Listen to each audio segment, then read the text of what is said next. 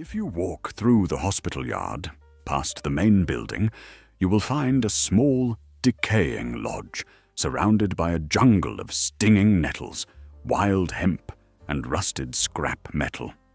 The roof is rusty, the chimney is crumbling, and the porch is rotting away. This is the asylum. This is ward number 6. Entering the hallway, you are immediately assaulted by a smell that is unique to such places, a suffocating mixture of sour cabbage, charred lamp wicks, bedbugs, and ammonia. It is the smell of hopelessness. It is the breath of the living dead. In the hallway stands Nikita. He is an old soldier with a red nose and heavy fists. He is not a guardian. He is a machine of simple violence. He believes in order, and for him, order is maintained by the beatings he delivers to the 5 men who live behind the barred windows. But our story does not begin with the prisoners. It begins with the man who holds the keys. It begins in the warm, book-lined study of Dr. Andrey Ragin. Dr. Ragin is a heavy, clumsy man, built like a peasant, but possessing the hands of an intellectual. When he arrived in this town years ago, he was full of fire. He wanted to heal, to bring science and light to this dark, provincial hole. But the town crushed him. He found only filth, theft, superstition, and apathy. The hospital was a slaughterhouse. The patients were ungrateful wretches. And so, Ragin retreated. He stopped visiting the wards. He stopped caring. He found refuge in a dangerous philosophy, Stoicism. Sitting in his armchair, sipping vodka, and reading Marcus Aurelius, Ragin convinced himself of a convenient truth. Why cure people? He mused. Death is the end of everything anyway. If I cure a man today, he will die later. Suffering is merely a reaction of the mind.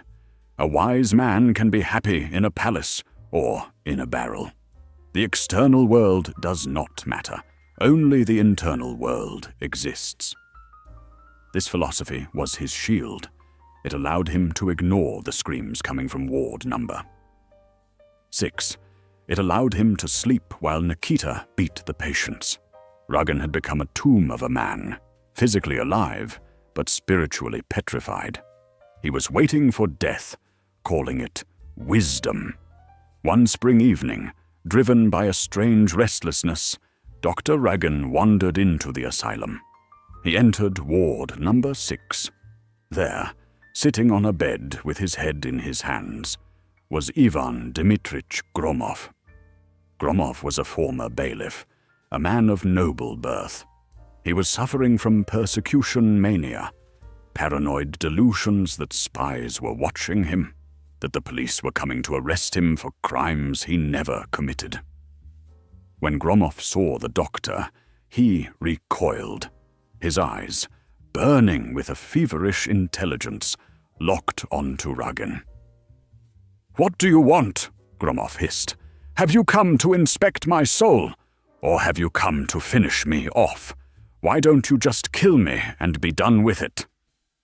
Ragin was startled. For 20 years he had heard only grunts and stupidity in this town. But here, inside a madhouse, he heard a voice that was articulate, passionate, and painfully sharp. "I have no wish to kill you," Ragin replied softly. "I simply want to talk to you. It is a rare luxury to find a clever man in this town." And thus began the conversation that would seal the doctor's fate. Ragin sat on the edge of the bed. Gromov looked at him with a mixture of hatred and curiosity. "You are a strange man, Doctor," Gromov said. "You are the sane one, supposedly. Yet you locked me in here to rot." Ragin smiled his sad, detached smile. "Walls and bars are meaningless, my friend. You are in a prison, and I am outside. But we are both trapped in the absurdity of existence. It does not matter where you are. A wise man finds peace inside his own skull. Diogenes lived in a tub. Yet he was happier than Alexander the Great. Gromov laughed, a harsh, barking sound. He stood up, trembling with indignation. "Diogenes!" Gromov shouted. "Diogenes was a fool. It is easy to preach indifference when you are living in the warm Greek sun. But put Diogenes here, in ward number 6. Let him eat this slop. Let Nikita beat him with his fists. Then we shall see his philosophy." Gromov leaned in close, his face inches from the doctor's. "You, doctor, you do not know life. You have never suffered. You grew up in a warm house. You have a soft bed, a cook, a servant. You read about pain in your books, but you have never felt it. You call your indifference strength, but it is not strength. It is paralysis. It is cowardice." Ragin tried to defend himself.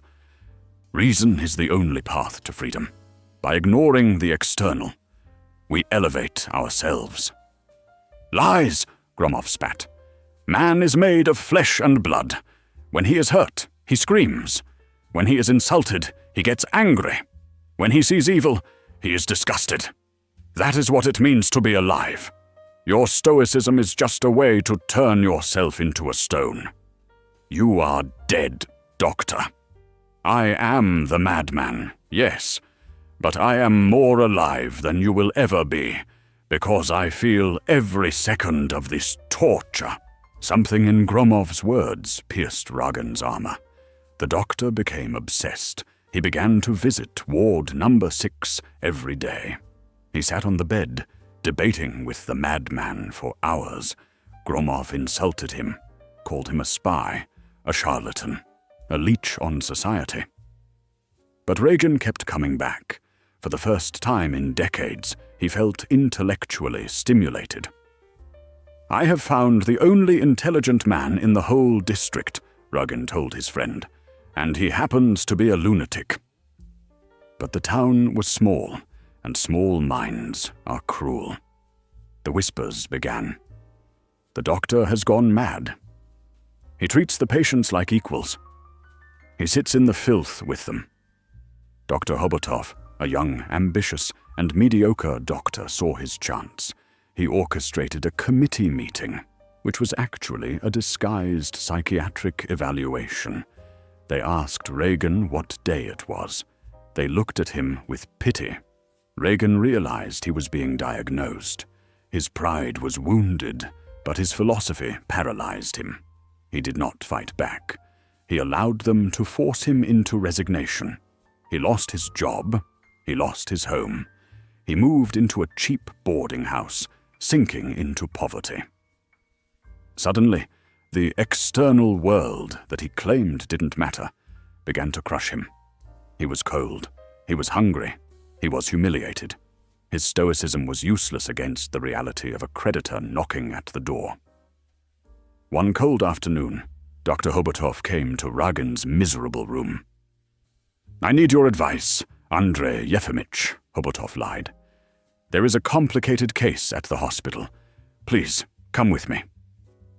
Ragin, tired and broken, agreed.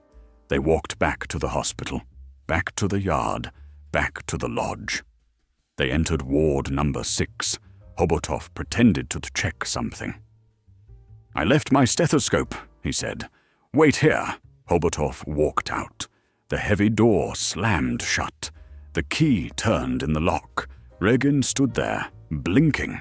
He walked to the door and tried the handle. Locked, Nikita approached from the shadows, holding a bundle of coarse, striped clothes, the uniform of the asylum.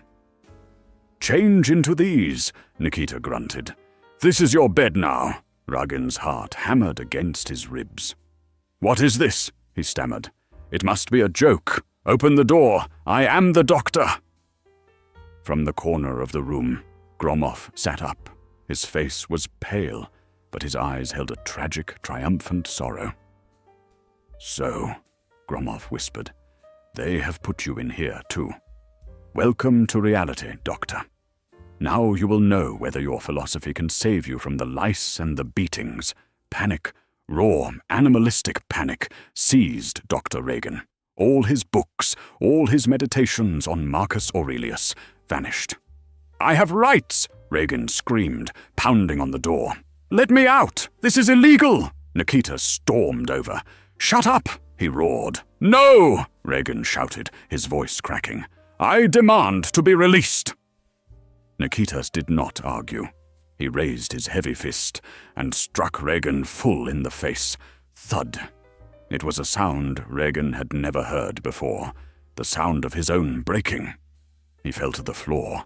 The taste of salt and iron filled his mouth. He was bleeding. He curled into a ball, gasping for air.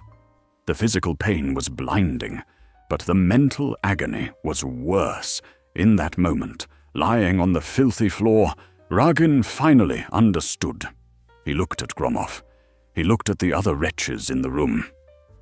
This, he thought, this is what they have been feeling for years, this helpless terror. And I ignored it. I told them it was all in their minds. He realized that his entire life had been a lie. His indifference was not wisdom. It was a crime. He had ignored the suffering of others until the very moment the boot landed on his own neck. That night, Dr. Ragin lay in his cot, staring at the dark ceiling. His head throbbed. He felt a strange numbness spreading through his body. He tried to think of philosophy, but all he could think of was the green light of the lantern and the smell of the cabbage. So this is reality, he thought, and it is unbearable. The next day, Dr. Andrey Ragin died of an apoplectic stroke. The tension, the fear, and the realization were too much for his heart. When they carried his body out, holding him by the hands and legs like a slaughtered animal, the asylum was quiet. Gromov watched from the window. He did not cry. He touched the bars of the window, feeling the cold iron. He had won the argument, but the victory was empty. The only man who had ever listened to him was gone, swallowed by the same darkness that held them all. The door closed. Nikita turned the key, and ward number 6 returned to its eternal, terrifying silence.